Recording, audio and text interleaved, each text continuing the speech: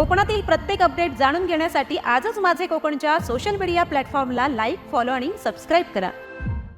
नमस्कार, मी प्रणाली भोसले। माझे कोकणच्या प्राईम टाइम बुलेटिनमध्ये आपल्या सर्वांचं मनपूर्वक स्वागत करते।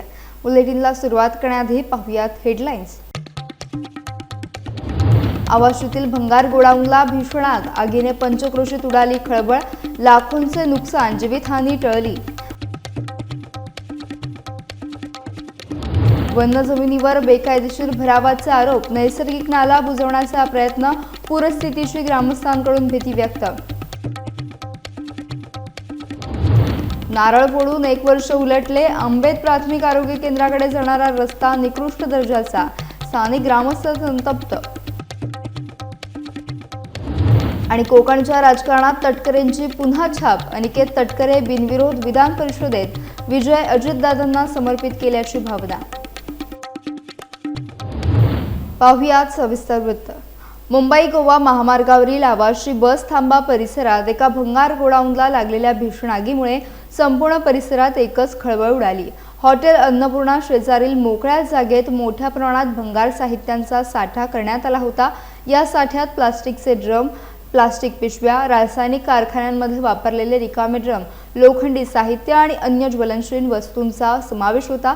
आग लागल्यानंतर आगीचे प्रचंड लोट आणि धुराचे लोट आकाशात झेपावल्याने परिसरात नागरिकांमध्ये भीतीचं वातावरण निर्माण झालं। काही काळ ही आग जवळच्या एखाद्या रासायनिक कारखान्यात लागल्याची चर्चा रंगली होती। घटनेची माहिती मिळताच घरडा केमिकल्सच्या अग्निशमन बंब आणि MIDC अग्निशमन दलाचे 2 बंब तातडीने घटनास्थळी दाखल झाले।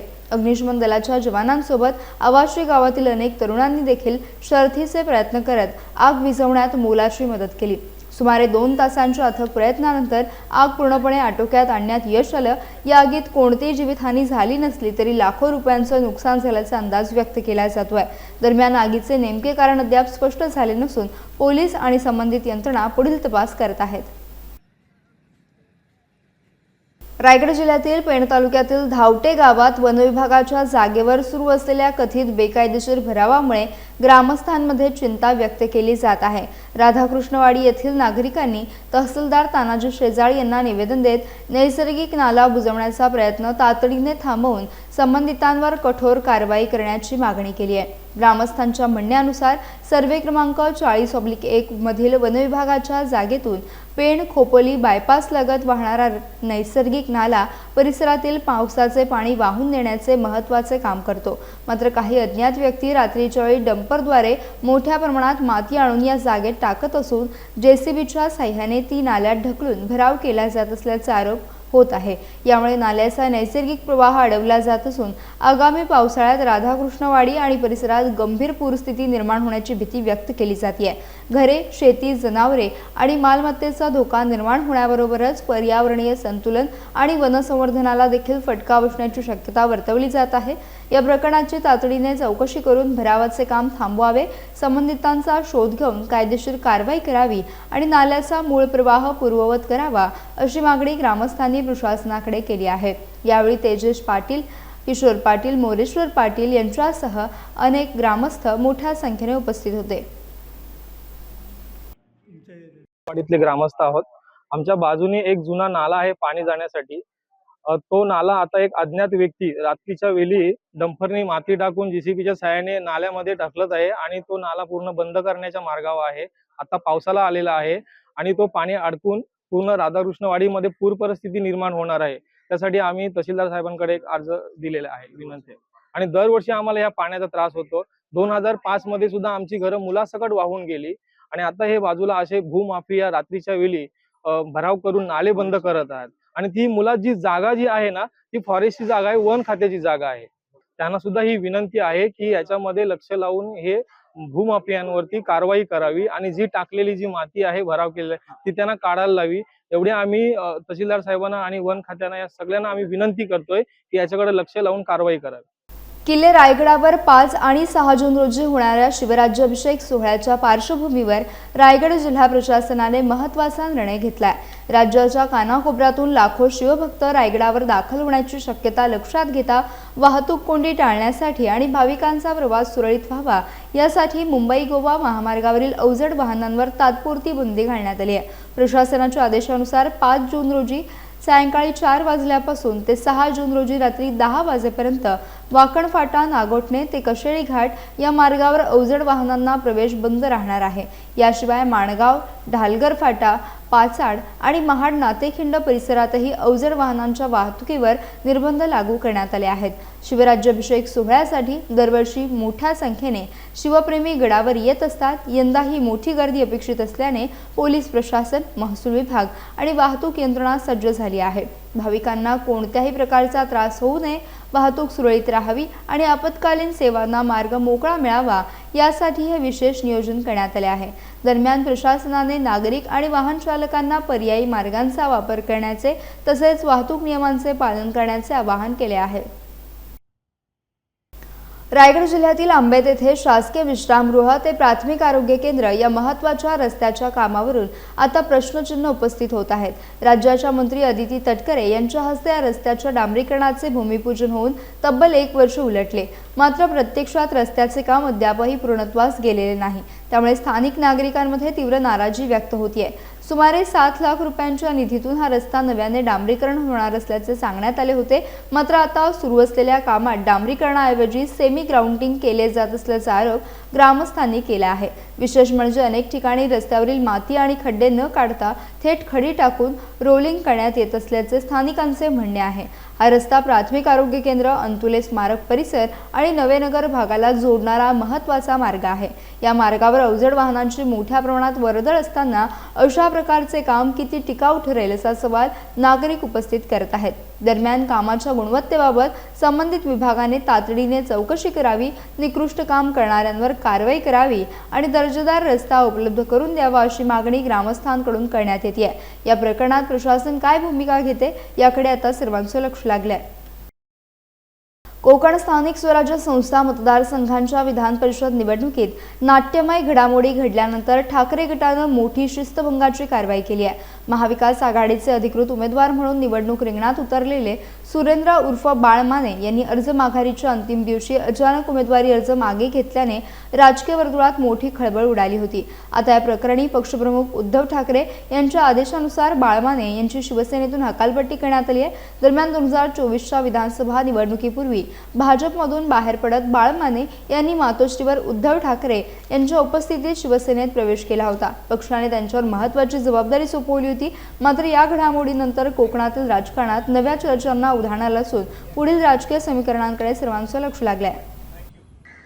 काही कारणामुळे अनिल परब साहेबांना येता आलं नव्हतं, अशी आमची बैठक झाली होती आणि त्यावेळेला महाविकास आघाडी म्हणून सगळ्यांनी माझा उमेदवार करण्याकरता संमती दिली होती। याचा अर्थ असा होता की मला फॉर्म भरताना सुद्धा माझ्या घटक पक्षातील, मित्र पक्षातील मतदारांनी त्या ठिकाणी सूचक म्हणून सही देणं आवश्यक होतं। मी अनेक वेळेला मागणी करून सुद्धा मला सह्या मिळाल्या नाहीत आणि मला थोडंसं शंकेची पाल चुकली की मी जेव्हा विरोधी पक्ष म्हणून एकत्र लढतोय पण मला आज इथं सह्या मिळत नाहीत, परंतु त्यावेळची ती परिस्थिती तशी नव्हती।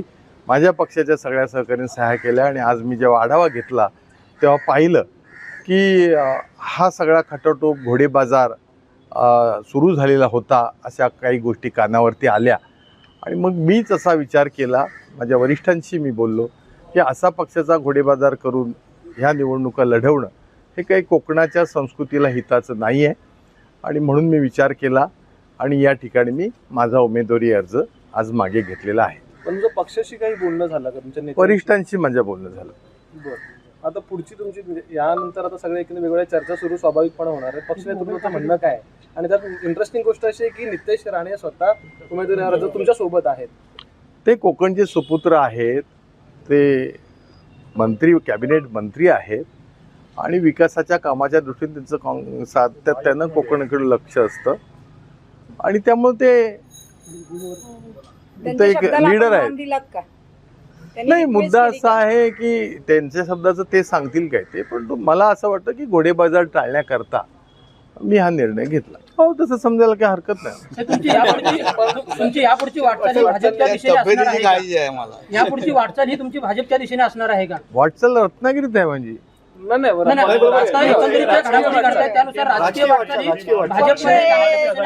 आजचा विषय हा निवडणुकीची उमेदवारी मागे घेण्याच्या पुरता आहे. असं काय असेल तर मी तुम्हाला सांगेन.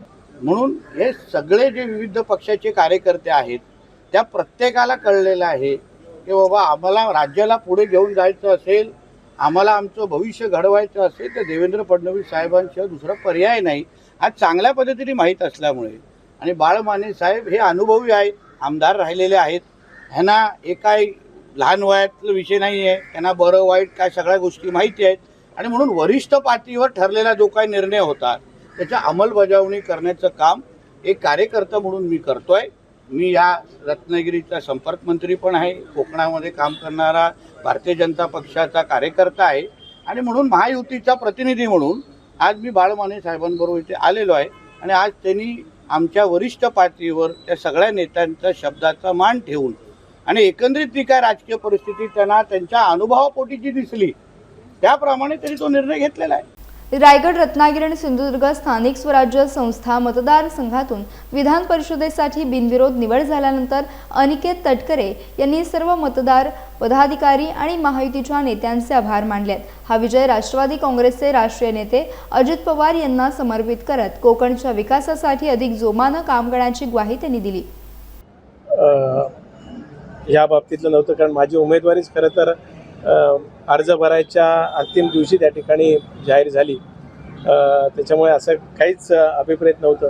पण या निमित्ताने ज्यांनी अर्ज भरलेले होते त्याच्यात सन्मान्य बाळ माने साहेब असतील, जोयली आमची दळवी माझी भगिनी असेल, त्याचबरोबर मानसी म्हात्रे असतील, दुसरे एक सहकारी अरविंदजी म्हात्रे असतील आणि अनिल चोप्रा असतील, यांचेसुद्धा आभार मानतो की त्यांनीसुद्धा मनाचा दिलदारपणा या ठिकाणी दाखवला आणि त्यांनी स्वइच्छेने त्या ठिकाणी मला त्या ठिकाणी सेवा करण्याची संधी दिली. मला ताई जरूर आपण म्हटलेलं मान्य आहे, पण माझ्या 6 वर्षाच्या कालखंडातील एकही DPCची बैठक असेल, ज्या वेळेस खरीपची बैठक असेल, त्याच्याखेरीजसुद्धा मध्यंतरी करोनाचा कालखंड झाला, निसर्ग चक्रीवादळ झालं, तौक्ते चक्रीवादळ झालं, त्याचबरोबर इतरसुद्धा काही आंबा बागायतदारांचे प्रश्न असतील, मुंबई महामार्गासारखा गेले 14 वर्ष सुरू असलेला आपला प्रश्न असेल, काजू बागायतदारांचे असतील, मच्छीमारांचे प्रश्न असतील, मी माझ्या परीने मांडण्याचा प्रामाणिकपणाने प्रयत्न केला. आपण म्हणताय तसं जरूर त्याच्यामध्ये अधिकच्या फेऱ्या रत्नागिरी सिंधुदुर्गमध्ये वाढवण्याचा प्रयत्न निश्चितच मी करेन. मी तर मगाशी सांगितल्याप्रमाणे सर्वच मान्य मुख्यमंत्री महोदय असतील, उपमुख्यमंत्री महोदय असतील, आमच्या नेत्या सुनेत्रा काकी असतील, त्याचबरोबरच तटकरे साहेब असतील, नितेशजी असतील, ज्ञात अज्ञात सर्व शक्ती ज्या पाठीमागे राहिल्या त्यांचे सगळ्यांचेच आभार. मी मगाशी सांगितलं साहेब, मी हा विजय माझे नेते दिवंगत अजितदादा पवार यांना समर्पित करतो. रायगड, रत्नागिरी आणि सिंधुदुर्ग स्थानिक स्वराज्य संस्था मतदारसंघातून विधान परिषदेसाठी अनिकेत तटकरे यांच्या बिनविरोध निवडीनंतर रोहा शहरात राष्ट्रवादी काँग्रेस कार्यकर्त्यांनी जल्लोष साजरा केला. रोह्यातील ऐतिहासिक श्रीराम मारुती चौक येथे कार्यकर्त्यांनी एकत्र येत फटाक्यांची आतिषबाजी, घोषणाबाजी आणि मिठाई वाटप करून विजयाचा आनंद व्यक्त केला. या विजय सोहळ्यात रोहा नगरपालिकेच्या नगराध्यक्षा वनश्री शेडगे, विविध सभापती, नगरसेवक तसेच रोहा पंचायत समितीच्या सभापती विजया पाशीलकर यांच्यासह पक्षाचे पदाधिकारी आणि कार्यकर्ते मोठ्या संख्येने उपस्थित होते. विजयाच्या उत्साहात कार्यकर्त्यांनी अनिकेत तटकरे आणि राष्ट्रवादी काँग्रेसच्या समर्थनार्थ जोरदार घोषणा दिल्या. विशेष म्हणजे राज्याच्या महिला व बालविकास मंत्री अदिती तटकरे यांनीही रोह्यात उपस्थित राहून कार्यकर्त्यांच्या आनंदात सहभाग घेतला. यावेळी त्यांनी अनिकेत तटकरे यांच्या विजयाबद्दल समाधान व्यक्त करत हा विजय कोकणातील जनतेचा आणि महायुतीच्या एकजुटीचा विजय असल्याची प्रतिक्रिया दिली आहे. दरम्यान नगराध्यक्षा वनश्री शेडगे यांनीही आनंद व्यक्त करत अनिकेत तटकरे यांच्या माध्यमातून कोकणातील विकासाच्या प्रश्नांना अधिक बळ मिळेल असा विश्वास व्यक्त केला. सुरुवातीलाच मी राज्याचे मुख्यमंत्री आदरणीय देवेंद्र फडणवीस साहेब, उपमुख्यमंत्री आदरणीय एकनाथ शिंदे साहेब, आमच्या राष्ट्रीय अध्यक्षा, राज्याच्या उपमुख्यमंत्री आदरणीय सुनेत्रा काकी पवार, भारतीय जनता पक्षाचे सन्मान्य प्रदेश अध्यक्ष रवींद्र चव्हाण साहेब असतील, शिवसेनेचे सन्मान्य उदय सामंत साहेब असतील, भरतशेठ गोगावले असतील, सर्व शिवसेनेचे आमदार महोदय असतील, भारतीय जनता पक्षाचे असतील, राष्ट्रवादी काँग्रेस पक्षाचे आमचे सर्व सन्मान्य पदाधिकारी, आदरणीय आमचे आमदार शेखर काका, सगळ्यांचेच मी या निमित्ताने खूप आभार मानेन. महायुतीच्या प्रत्येक कार्यकर्त्या आणि नेत्याचे आभार मानेन. खरं तर हे यश आज जे बिनविरोध आदरणीय अनिकेत भाईंना मिळालेलं आहे. आदरणीय तटकरे साहेबांचे गेल्या अनेक वर्षांपासूनचे सर्व म्हणजे महायुतीमध्ये असेल सगळ्यांसोबत असणारे त्यांचे अतिशय जिव्हाळ्याचे समन्वयाचे संबंध असतील. राष्ट्रवादी काँग्रेस पक्षाचे प्रदेशाध्यक्ष म्हणून काम करत असताना आज खऱ्या अर्थानं आमच्या सगळ्यांच्याच आयुष्यातला हा एक अतिशय आनंदाचा दिवस आहे, अतिशय अभिमानाचा दिवस आहे. आणि अनिकेत भाईंना या निमित्ताने मी खूप खूप मनापासून शुभेच्छा देईन. एक खऱ्या अर्थानं ऐतिहासिक हा विजय आहे. बिनविरोध आत्तापर्यंत कदाचित कोणाची विधान परिषद ह्याआधी झाली असेल असं मला वाटत नाही, पण अतिशय नम्रपणाने आम्ही हा जो मिळालेला आमचा विजय आहे तो स्वीकारत असताना या कोकण स्थानिक स्वराज्य संस्थेच्या माध्यमातून जी काही संधी अनिकेत भाईंना मिळालेली आहे, मला खात्री आहे की कोकणाच्या विकास कामांमध्ये अधिकाधिक ते विधिमंडळामध्ये त्याचबरोबर एक आमदार म्हणून जे जे व्यासपीठ असेल तिथे अधिक चांगल्या पद्धतीनं प्रभावीपणाने ते कोकणातले प्रश्न मांडतील आणि सोडवण्याचा प्रयत्न करतील. रायगड, रत्नागिरी, सिंधुदुर्ग अशा 3 जिल्ह्याची व्याप्ती असणारा हा कोकण विधान परिषद मतदारसंघ, याच्यातून महायुतीचे अधिकृत उमेदवार, आमच्या सर्वांचं लाडकं व्यक्तिमत्व, आमच्या सगळ्यांचे प्रेरणास्थान असणारे माननीय अनिकेतभाई सुनीलजी तटकरे साहेब हे निवडून आलेले आहेत. ह्यासाठी सर्वप्रथम मी त्यांचे मनापासून अभिनंदन करते.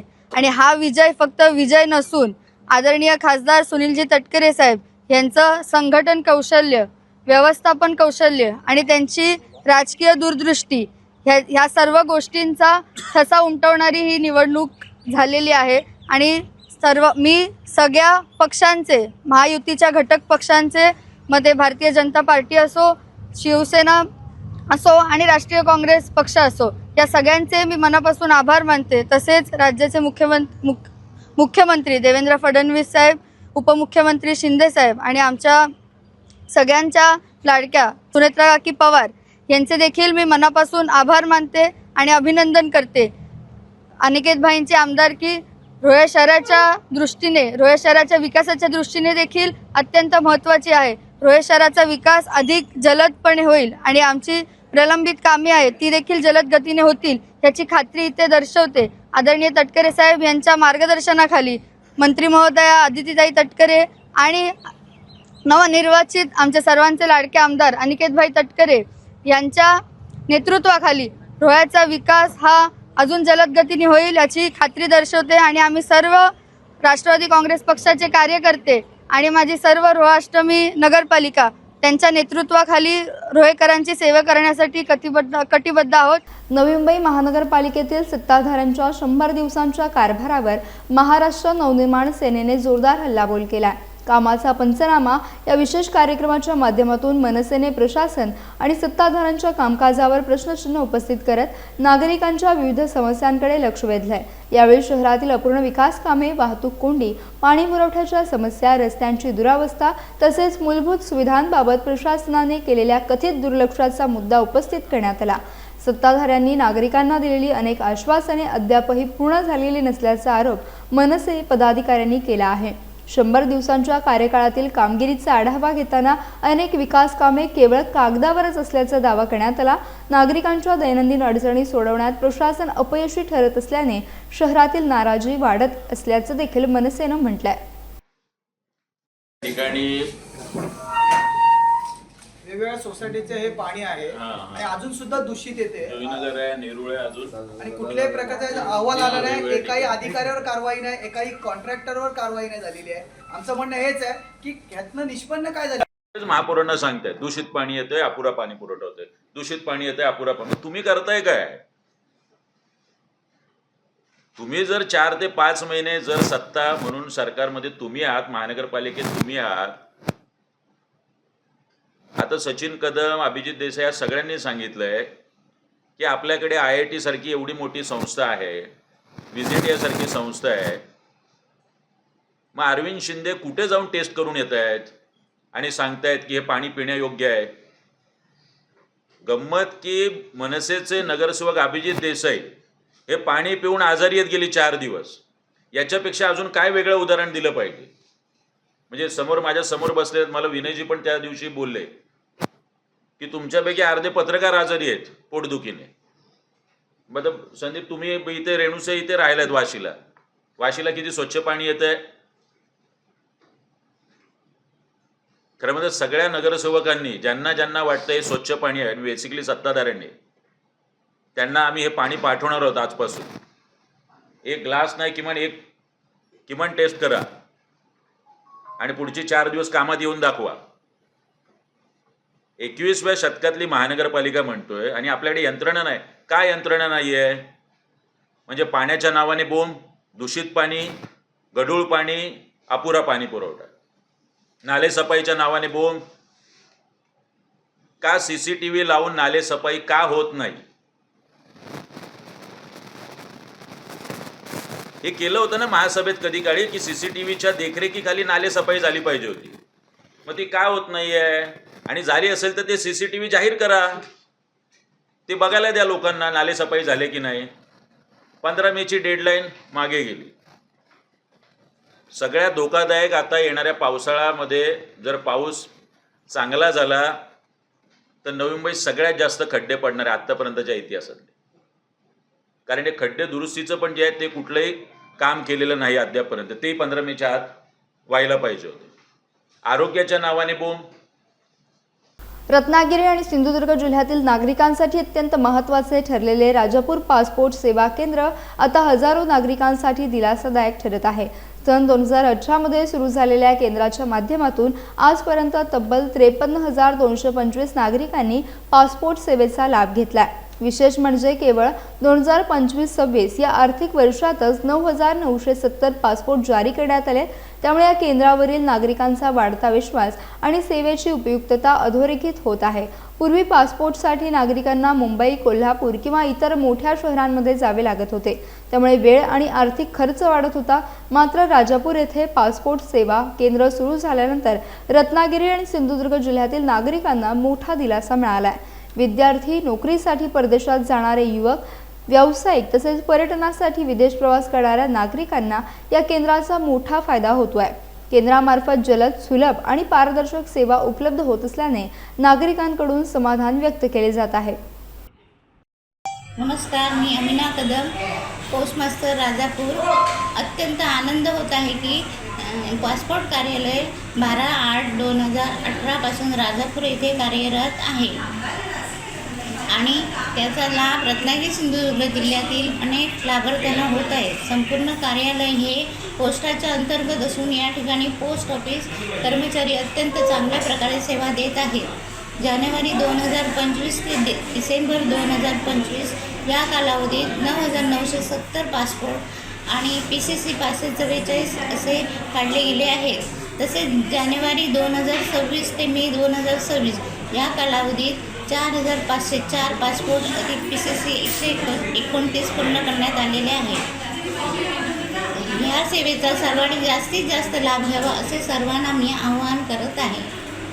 रत्नागिरी जिल्ह्यातील खेड तालुक्यातील चोरवणे गावासाठी अभिमानाची बातमी समोर आली आहे. चोरवणे गावचे सुपुत्र कुमार सार्थक उमेश जाधव यांनी अवघ्या 20व्या वर्षी पायलट बनण्याचं स्वप्न साकार करत गावासह संपूर्ण 15 गाव परिसराचे नाव उज्ज्वल केले आहे. सार्थक जाधव यांचे वडील उमेश सीताराम जाधव हे गेली अनेक वर्षे नोकरीनिमित्त नॉर्वे येथे स्थायिक आहेत. सार्थकचे संपूर्ण शिक्षणही नॉर्वेमध्येच झाले. लहानपणापासून पायलट होण्याचे स्वप्न उराशी बाळगलेल्या सार्थकने अथक परिश्रम आणि जिद्दीच्या जोरावर 3 वर्षांचा पायलट प्रशिक्षण अभ्यासक्रम यशस्वीपणे पूर्ण केला. या यशामागे त्याचे वडील उमेश जाधव आणि आई मयुरी जाधव यांचे मोलाचे मार्गदर्शन आणि पाठबळ असल्याचे सांगितले जात आहे. कमी वयात मिळवलेल्या यशामुळे सार्थक हा परिसरातील युवकांसाठी प्रेरणास्थान ठरला आहे. चोरवणे गावातील एका युवकाने आंतरराष्ट्रीय स्तरावर पायलट म्हणून झेप घेतल्याने गावात आनंदाचं वातावरण निर्माण झाले. सार्थक जाधव यांच्यावर नातेवाईक, मित्रपरिवार, ग्रामस्थ आणि विविध क्षेत्रातील मान्यवरांकडून अभिनंदनाचा वर्षाव होत असून त्यांच्या पुढील वाटचालीसाठी शुभेच्छा दिल्या जात आहेत. याचा बुलेटिनमध्ये वेळ झाली. इथेच थांबण्याची. भेटूयात नवीन बुलेटिनसह. तोपर्यंत तुम्ही कुठेही जाऊ नका. पाहत रहा फक्त माझे कोकण.